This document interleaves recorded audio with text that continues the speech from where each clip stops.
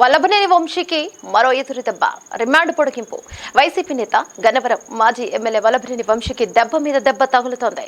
Gannavaram TDP కేంద్ర కార్యాలయంపై దాడి కేసులో ఆయన రిమాండ్ను మరోసారి సిఐడి న్యాయస్థానం పొడిగించింది. ఏప్రిల్ 23 వరకు రిమాండ్ విధిస్తూ కోర్టు ఉత్తర్వులను జారీ చేసింది. ఈ కేసులో వంశీతో పాటు రిమాండ్ ఖైదీలుగా ఉన్న మరో 9 మందిని బుధవారం నాడు సిఐడి అధికారులు న్యాయస్థానంలో హాజరుపరిచారు.